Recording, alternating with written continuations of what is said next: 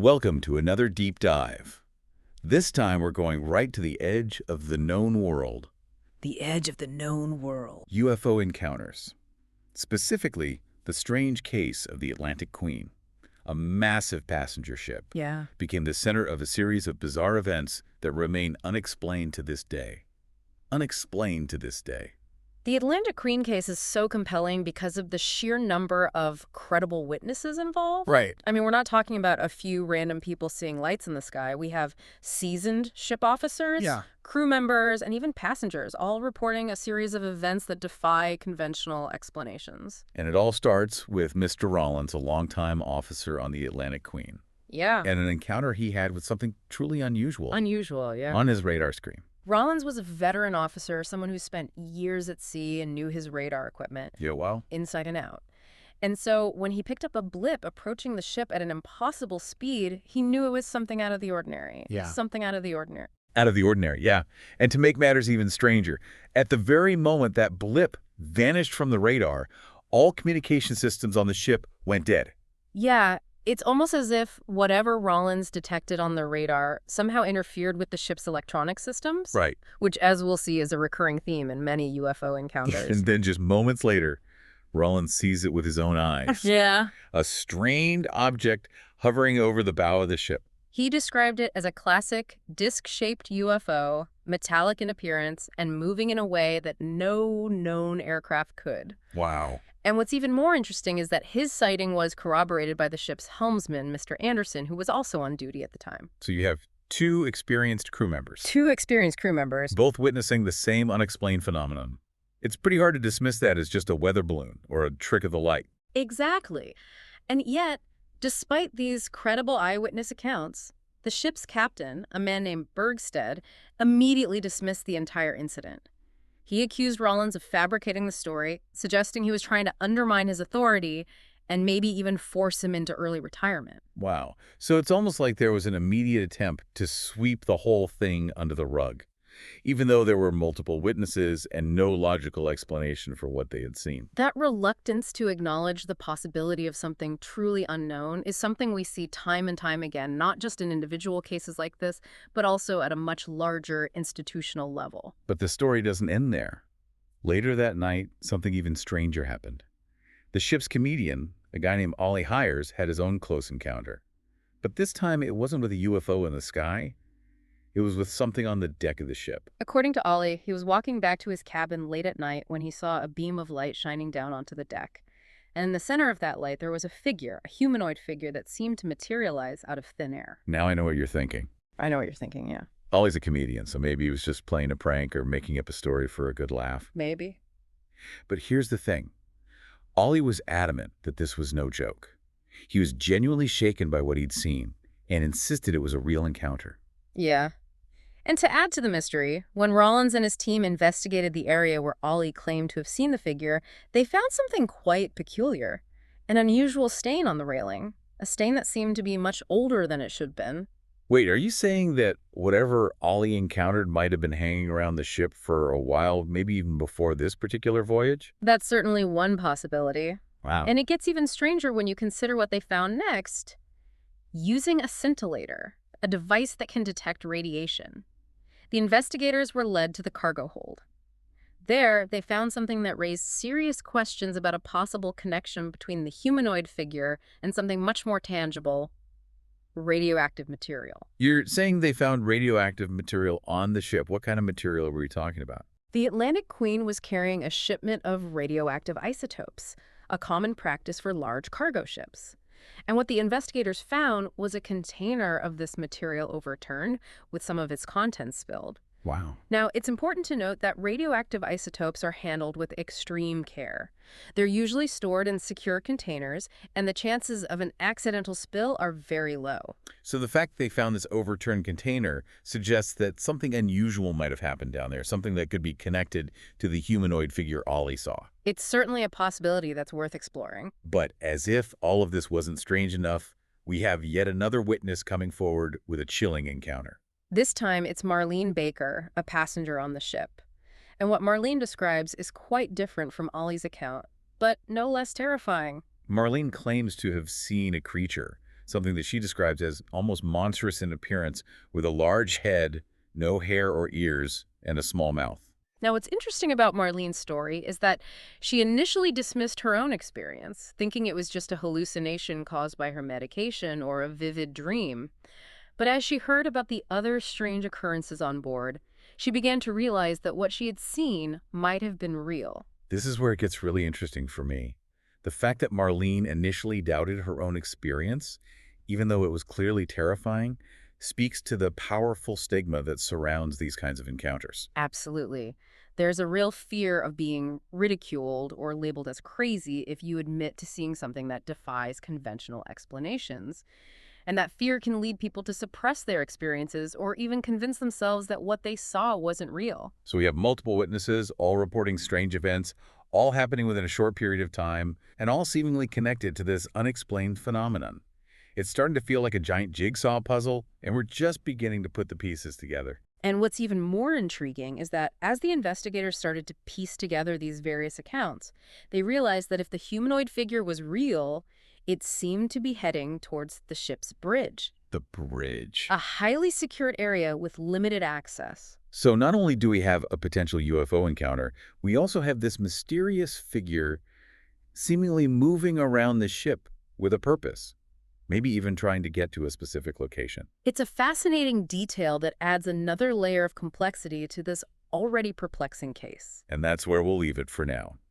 We've covered a lot of ground in this first part of our deep dive, A lot of ground. but there's still much more to uncover. In the next part, we'll delve deeper into the official explanations offered for these events, examine their credibility, and explore alternative theories that might shed light on what truly transpired aboard the Atlantic Queen. We'll also examine the psychological aspects of these encounters, exploring why some witnesses are so readily dismissed and what the implications are for our understanding of UFO phenomena as a whole. Stay with us as we continue to explore this fascinating case and uncover the truth behind the Atlantic Queen incident.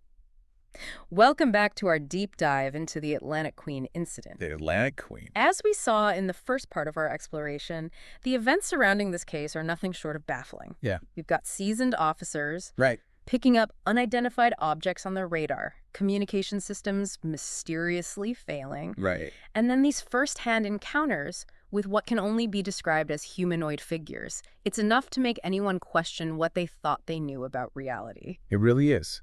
And yet, despite the compelling testimony of these witnesses, the official explanations offered for these events fall short, to say the least. Yeah. It's almost as if there's a resistance to acknowledging the possibility that something genuinely unknown might be at play here. You got it. So let's unpack those official explanations a bit and see if they hold up under scrutiny. For starters, they tried to explain away the radar blip that Rollins saw as a possible submarine submerging in the area. Yeah, the problem with that explanation is that submarines, even nuclear-powered ones, don't just appear and disappear from radar screens instantly. Right. They have a specific radar signature, and their movements are generally trackable.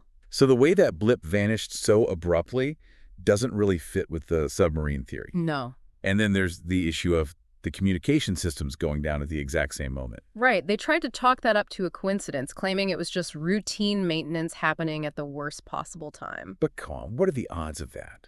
It's almost too perfect. Like they were trying to find any excuse, no matter how implausible, to explain away what was clearly an anomaly. It's a classic case of trying to fit square pegs into round holes. Instead of acknowledging that they might be dealing with something outside their current understanding, they force-fit the evidence into a pre-existing framework, even if it doesn't quite make sense. Yeah. And it's not just the technical explanations that seem shaky. They also tried to dismiss Ollie's encounter with the humanoid figure as a case of mistaken identity, suggesting it was just a costume passenger from the ship's masquerade party. Oh, the masquerade The party. masquerade party. Yeah. They even produced a mask and outfit that they claimed resembled what Ollie described. Right. But as we know, that explanation falls apart when we consider Becky's testimony. Remember, she saw a funny-looking man exiting a big airplane and walking towards the ship before the party even started. Right, and let's not forget the age of that strange stain found on the railing. If it predates this particular voyage, as the evidence suggests, then the masquerade party explanation doesn't hold water. No, it really doesn't. It seems like they were grasping at straws, trying to debunk every single piece of evidence without considering the bigger picture, the fact that all of these events are interconnected and point towards something truly extraordinary. Yeah, something truly extraordinary. So if we set aside these official explanations, what are we left with? What are some alternative theories that might help us make sense of this case? That's where it gets really interesting. One possibility, and this is something that's been reported in many UFO encounters, is that the presence of the UFO itself was somehow interfering with the ship's systems. So you're saying that the UFO could have been causing the radar and communication problems, like some kind of electromagnetic pulse or interference. Exactly.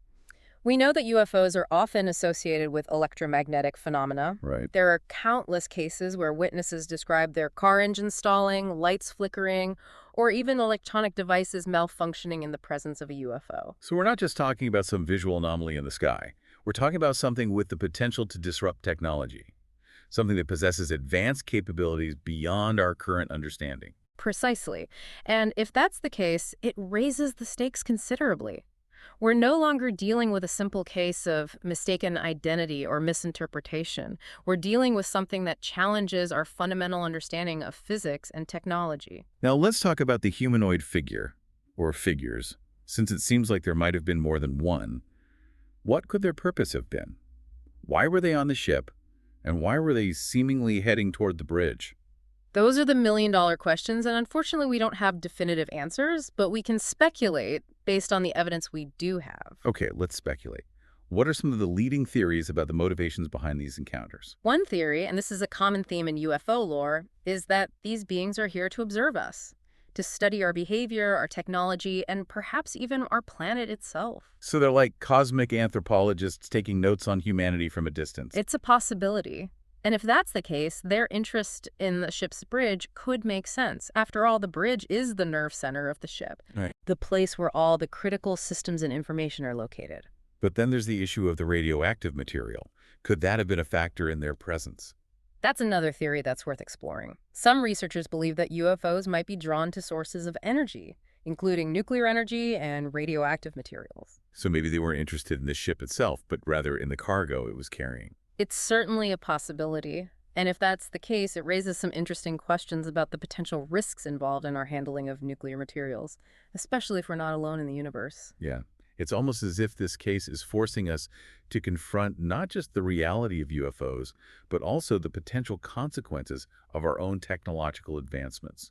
We're venturing into unknown territory, both literally and figuratively, and we need to be prepared for whatever we might find there. That's a crucial point. The Atlantic Queen incident is a powerful reminder that there is still so much we don't know about the universe and our place in it. And it underscores the importance of keeping an open mind, of questioning our assumptions, and of being willing to explore the unknown, even when it challenges our most deeply held beliefs. Absolutely. It's clear that this case is far from closed. Right. There are still many unanswered questions, and the evidence we've examined so far only deepens the mystery. Deepens the mystery. But as we delve into the psychological aspects of these encounters, we might gain some valuable insights into why these events are so often dismissed or suppressed, and what the implications are for our understanding of UFO phenomena as a whole. In the final part of our deep dive, we'll explore the psychological and societal barriers that prevent us from fully engaging with these mysteries. And we'll discuss what steps we can take to foster a more open and informed dialogue about the reality of UFOs. Stay with us as we continue our journey into the heart of this captivating case. Welcome back to the final part of our deep dive into the Atlantic Queen incident. We've been through a lot together, haven't we? Yeah. Radar anomalies, Yeah. humanoid figures, Uh-huh. mysterious stains, and radioactive isotopes. It's a lot to take in. It's enough to make you wonder if we're living in a science fiction movie. And yet, as we've seen, the evidence suggests that something truly extraordinary did happen on that ship. Yeah. Something that challenges our conventional understanding of the world. And perhaps even more intriguing is the way these events have been handled, Right. both by those in authority Yeah. and by society as a whole. You're right. It's almost like there's this unspoken taboo around UFOs. Taboo, yeah. A sense that if you talk about them seriously, you're automatically labeled a conspiracy theorist. Right. Or a cook. There's a real stigma attached to these kinds of encounters. And it prevents people from coming forward with their experiences for fear of being ridiculed or dismissed. We saw that with Marlene Baker. She initially tried to explain away what she saw as a hallucination or a dream, even though it was clearly a terrifying experience. Right. It was only when she heard about the other strange events on the ship that she started to believe that what she had seen might have been real. And that's just one example. There are countless cases where witnesses have remained silent or even recanted their testimonies Wow. due to the fear of social ostracism or professional repercussions. It's a shame because this stigma prevents us from having an open and honest conversation about a phenomena that has been reported by people from all walks of life all over the world for decades. Absolutely. It's also incredibly frustrating from a scientific perspective because it prevents us from collecting and analyzing valuable data that could help us understand what we're dealing with. So how do we break down these barriers? How do we create a space where people feel comfortable sharing their experiences without fear of judgment? It starts with education. We need to educate the public about the history of UFO sightings, Yeah. the credibility of many witnesses, and the scientific evidence that supports the reality of these phenomena. We also need to challenge the media's portrayal of UFOs, which often sensationalizes and trivializes these encounters, reinforcing the stereotype that anyone who takes them seriously is delusional. Yeah, absolutely. And perhaps most importantly, we need to foster a culture of open-mindedness and critical thinking, where people are encouraged to question their assumptions and to explore the unknown without prejudice. This case is a perfect example of why that's so important. If we had simply dismissed Rollins' radar blip as a glitch or Ollie's encounter as a drunken hallucination, we would have missed out on a fascinating story and a potential opportunity to learn something new about our universe. The Atlantic Queen incident is a wake-up call. It's a reminder that there are mysteries out there that defy our current understanding, Right. and that we need to be willing to confront those mysteries with open minds and a spirit of inquiry. It's also a reminder that the truth is often stranger than fiction, and that the universe is full of wonders that we're only just beginning to glimpse. So what does this all mean for you, the listener? It means that the next time you hear about a UFO sighting or any other unexplained phenomenon, don't be so quick to dismiss it. Do your own research, consider the evidence, and keep an open mind. The truth might be closer than you think, and it might be more incredible than you can imagine. The Atlantic Queen incident is just one case, but it's a microcosm of a much larger phenomenon, one that has been unfolding for centuries and that continues to challenge our perceptions of reality. It's a phenomenon that deserves our attention, our respect, and our unwavering pursuit of the truth. The truth is, here,